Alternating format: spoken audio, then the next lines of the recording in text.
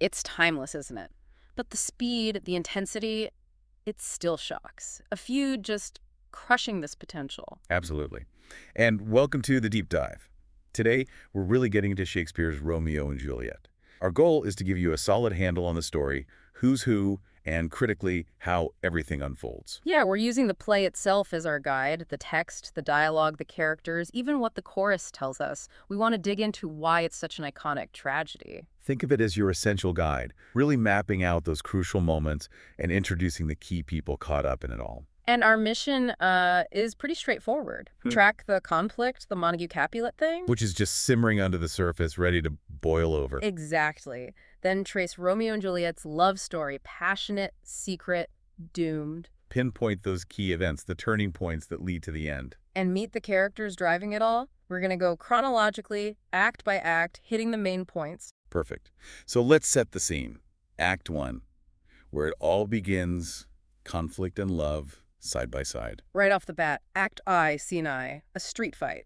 Servants Samson and Gregory for the Capulets, Abram and Balthazar for the Montagues. It seems almost petty, doesn't it? Just servants squabbling. But it shows how deep this hatred runs. It's generational. Like, it's seeped down to everyone, totally senseless. And it blows up fast. Tybalt arrives, Lady Capulet's nephew.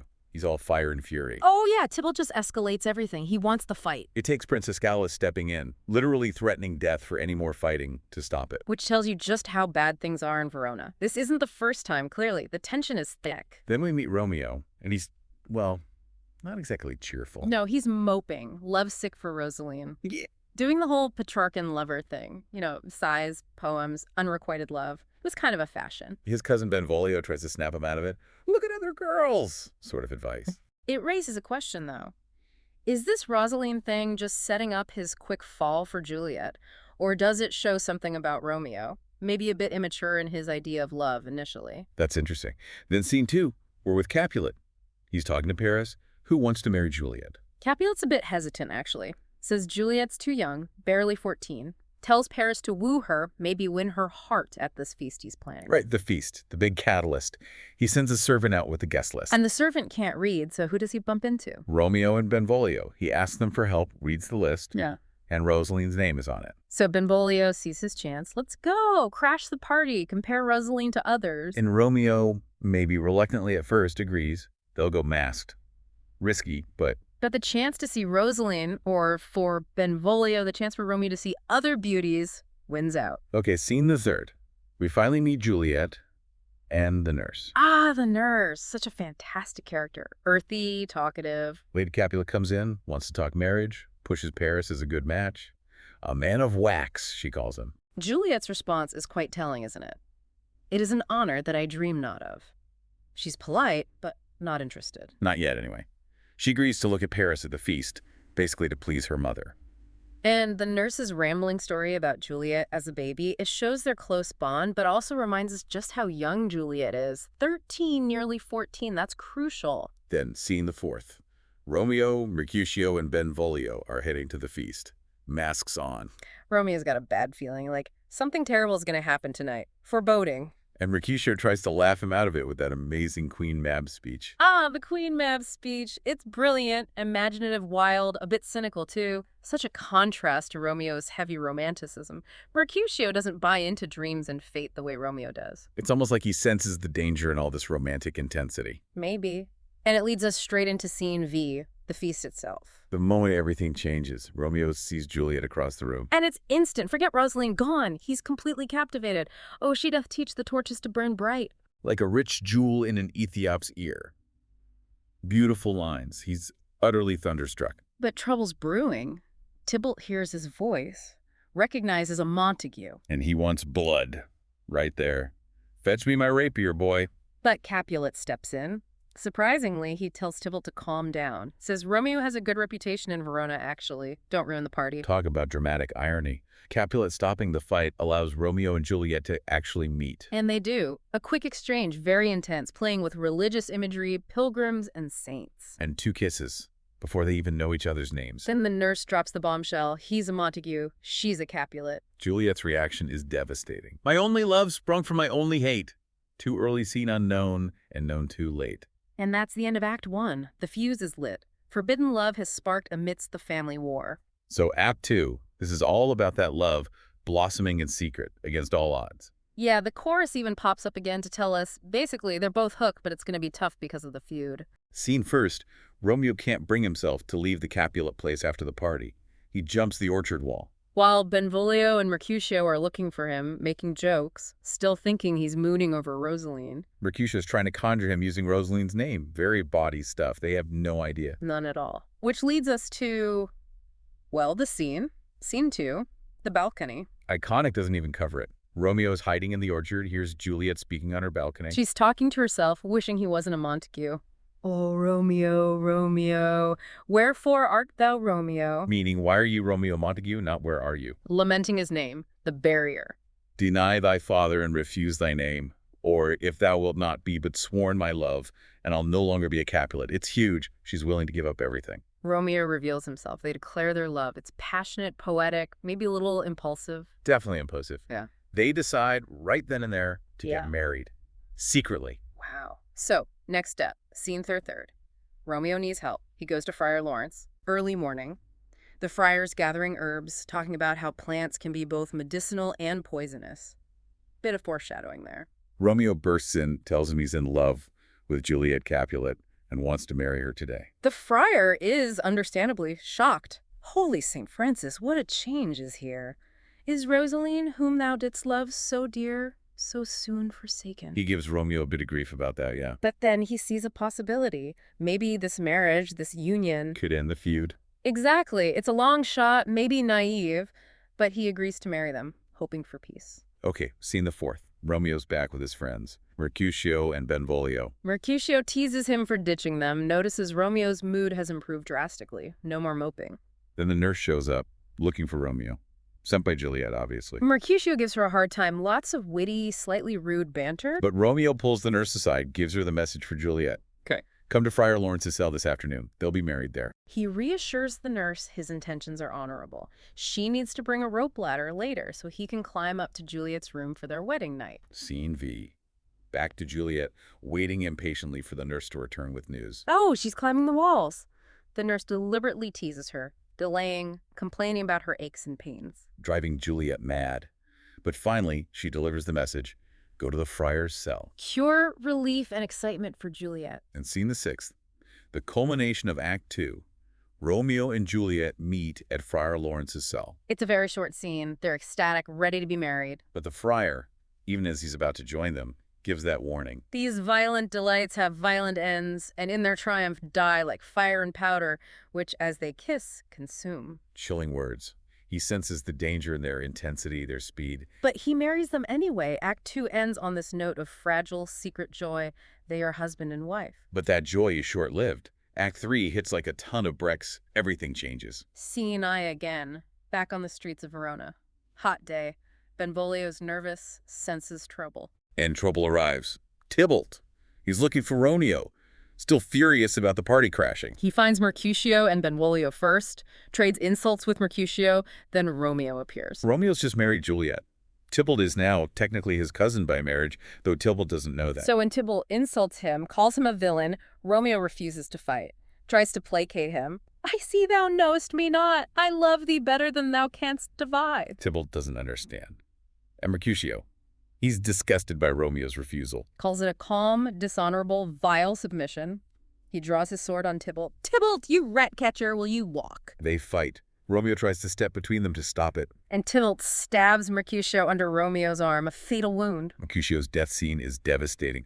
A plague of both your houses. They've made worms meat of me. Blaming the feud. And then he dies. Romeo snaps. The love for Juliet, the desire for peace, it's overwhelmed by grief and rage. My very friend hath got his mortal hurt in my behalf, my reputation stained with Tybalt's slander. He feels responsible. He challenges Tybalt. They fight. Romeo kills Tybalt. Just like that. From wedding joy to killing his wife's cousin in, what, an hour? The prince arrives. Benvolio explains what happened, truthfully. Lady Capulet demands Romeo's execution. But because Romeo was avenging Mercutio, who Tybalt killed first, and because Tybalt started it all, the prince shows some mercy. Banishment. Romeo's banished from Verona. Effective immediately. If he's found, he dies. A death sentence in Romeo's eyes. It's a brutal, irreversible turning point. Scene 7 shifts back to Juliet. She's waiting for Romeo for their wedding night. Impatient, excited. Then the nurse arrives, completely distraught, wailing about death. Tybalt, Romeo. She confuses Juliet at first. Juliet thinks Romeo is dead. But the nurse clarifies. Tybalt is dead, killed by Romeo, and Romeo is banished. Juliet's world just implodes. Grief for her cousin, horror at her husband being the killer, despair over his banishment. She's torn apart. That amazing speech where she wrestles with it, oh, serpent heart, hid with the flowering face, but then defends him. Shall I speak ill of him, that is my husband? The banishment feels like the death of everything. Romeo is banished, to speak that word. Is father, mother, Tybalt, Romeo, Juliet, all slain, all dead? Utter devastation, she gives the nurse a ring to take to Romeo as a token. Scene 3. Romeo is hiding at Friar Lawrence's cell. He hears the news. Banishment. And he completely loses it, throws himself on the floor weeping, says banishment is worse than death because he can't be with Juliet. The friar tries to reason with him, tells him he's lucky the prince didn't execute him. But Romeo's inconsolable. The nurse arrives, sees the state he's in, reports Juliet's despair too. Romeo nearly stabs himself. The friar stops him, gives him a fierce talking to, basically tells him to man up, think of Juliet. And then he comes up with a plan. Step 1. Romeo goes to Juliet tonight, comforts her, consummates the marriage. Step 2. Before morning, Romeo leaves for Mantua, stays there in exile. Step 3. The friar will work behind the scenes, announce the marriage at the right time, reconcile the families, get a pardon from the prince, and bring Romeo back. It sounds hopeful-ish. It's a plan. Gives Romeo something to cling to. The nurse takes the ring, tells Romeo Juliet is waiting. But then, scene the 4th. A spanner in the works. Capulet is talking with Paris again. He sees Juliet weeping, assumes it's all for Tybalt, misunderstands completely. Thinks marrying Paris will cheer her up, make her forget Tybalt. So on the spot, he decides Juliet will marry Paris on Thursday, very soon. No discussion with Juliet, just decides it, believing he's doing her a favor. Another fatal misstep. Totally undermines the friar's timeline for revealing the marriage, adds huge pressure. Scene v. Dawn. Romeo and Juliet have spent the night together. Now he has to leave for Mantua. It's a heartbreaking farewell, arguing whether it's the lark, morning, or the nightingale, night, trying to delay the inevitable. Full of dark premonitions. Juliet says, "Methinks I see thee, now thou art below, as one dead in the bottom of a tomb." Chilling foreshadowing. He leaves. Then Lady Capulet comes in. She also misreads Juliet's tears as grief for Tybalt. Wants to send someone to Mantua to poison Romeo. Then she drops the good news. Juliet's marrying Paris on Thursday. Juliet refuses. Absolutely refuses. Flat out. "He shall not make me there a joyful bride." Capulet arrives, hears this defiance, and he explodes. Viciously. Calls her names, threatens to throw her out on the streets, disown her if she doesn't obey. Terrifying rage. Juliet pleads with her mother, but Lady Capulet washes her hands of it. "Do as thou wilt, for I have done with thee." So Juliet turns to her last hope for comfort, the nurse. And the nurse gives terrible advice, tells her to forget Romeo, he's banished, might as well marry Paris, says Paris is a lovely gentleman, better than Romeo even. A complete betrayal of trust. Juliet feels utterly alone. She pretends to agree, says she'll go to Friar Lawrence to confess and be absolved, but secretly. She's thinking, if all else fail, myself have power to die. She's desperate. End of Act 3. Disaster looming. Act 4. Things get even more desperate. This is all about the plan, the potion, the fake death. Scene 4. Juliet rushes to Friar Lawrence's cell, who's already there. Paris, making wedding arrangements. Awkward. Very awkward. Paris is cheerful, calls her his wife already. Juliet's responses are cleverly ambiguous. As soon as Paris leaves, she breaks down. Tells the friar she'll kill herself rather than marry Paris. Shows him a dagger. The friar, seeing her desperation, comes up with another plan. Even riskier. The potion plan. Exactly. He gives her a vial. Drink it tomorrow night. It'll make her seem dead. No pulse, no breath, cold for 42 hours. She'll be placed in the Capulet tomb. Meanwhile, the friar will send a letter to Romeo in Mantua explaining everything. Romeo will come back, be there in the tomb when Juliet wakes up. And they'll run away together to Mantua, freedom. It's incredibly dangerous. So many things could go wrong. But Juliet, desperate, agrees. Give me, oh, tell not me of fear. Scene 2. Juliet goes home, puts on a show for her father, apologizes, says she'll obey, marry Paris. Capulet is overjoyed, so pleased, in fact. He moves the wedding forward, from Thursday to Wednesday, tomorrow. Disaster. This messes up the timing completely. Less time for the message to reach Romeo, less time for the friar's plan to work. Capulet's impulsiveness strikes again. Scene 3. Tuesday night. Juliet's bedroom. She sends the nurse and her mother away. She has the vial. And she has second thoughts, her big soliloquy. What if the potion doesn't work? What if it's actually poison the friar gave her to cover his tracks? What if she wakes up early in the tomb, alone, surrounded by bones and ghosts, goes mad? Terrifying thoughts, but her love for Romeo and her refusal to marry Paris pushes her on. She drinks the potion.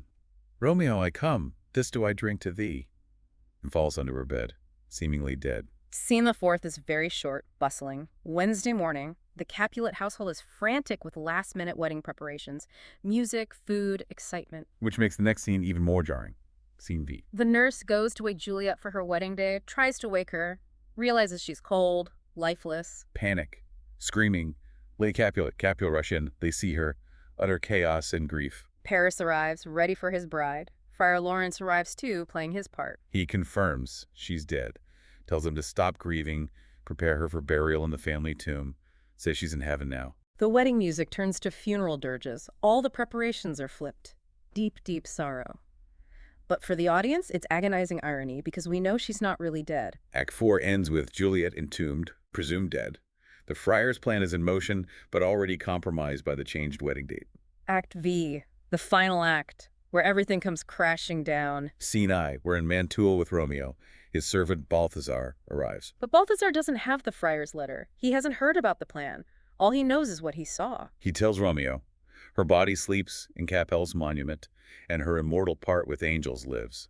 He saw Juliet being buried. Devastating news. Romeo's immediate reaction. Defiance. Is it even so? Then I defy you, stars. He blames fate, but decides to take control. He decides instantly he'll go back to Verona, see Juliet one last time, and die with her. He finds a poor, starving apothecary, persuades him with a lot of money to sell him a fast-acting illegal poison. There is thy gold, worse poison to men's souls. Come, cordial and not poison, go with me to Juliet's grave, for there must I use thee. He set on dying. Scene 7. Back in Verona, Friar Lawrence talks to Friar John. Friar John was the messenger sent to Mantua with the crucial letter for Romeo. But he couldn't deliver it. Why? He was quarantined. Health officials suspected he'd been exposed to the plague, locked him up so he couldn't pass it on. So the letter never even left Verona. Romeo knows nothing about the plan. Friar Lawrence is horrified, realizes Juliet will wake up alone in the tomb in 3 hours. He grabs a crowbar, intends to go there himself, hide her in a cell until he can get word to Romeo. But it's too late. He's racing against time, and Romeo's already on his way back, fueled by misinformation and despair. Scene 3. The final scene. The Capulet tomb. Paris is there, scattering flowers, mourning Juliet privately. Romeo arrives with Balthazar, tells Balthazar to leave him alone, threatens him if he interferes, gives him a letter for his father. Paris sees Romeo, assumes he's there to vandalize the tomb, desecrate the bodies, challenges him. Romeo pleads with him. Good, gentle youth, tempt not a desperate man, put not another sin upon my head by urging me to fury. He doesn't want to fight. But Paris insists. They fight. Romeo kills Paris. Paris's dying wish is to be laid next to Juliet. Romeo, realizing who he is, Mercutio's kinsman, grants the wish, lays him in the tomb. Then Romeo sees Juliet, believes she's dead. Her beauty seems untouched by death, he thinks. His final speech is heartbreaking. He talks to Tybalt's body, asking forgiveness. He talks to Juliet, seals his love with a kiss. And then drinks the poison. Oh, true apothecary, thy drugs are quick, lest with a kiss I die. He falls dead beside her. Just then, Friar Lawrence arrives, sees the blood, the bodies of Paris and Romeo. Too late. Juliet starts to wake up, sees the friar. Where is my Romeo? The friar tries to get her out quickly, tells her Romeo's dead, Paris too, says he'll hide her in a nunnery, offers her a way out, sort of. But Juliet sees Romeo, sees the empty cup of poison, oh churl, drunk all, and left no friendly drop to help me after. She won't leave him. Here's the watch approaching, sees Romeo's dagger. Oh, happy dagger, this is thy sheath. There rust and let me die. She stabs herself and dies on Romeo's body. The watch arrives, finds the carnage, sends for the prince, the Capulets, Montague. Lady Montague died of grief overnight when Romeo was banished, we learn. Friar Lawrence and Balthazar are caught. They explain everything, the whole tragic story, the secret marriage, the fight, the banishment, the potion, the missed message, the poison, double suicide.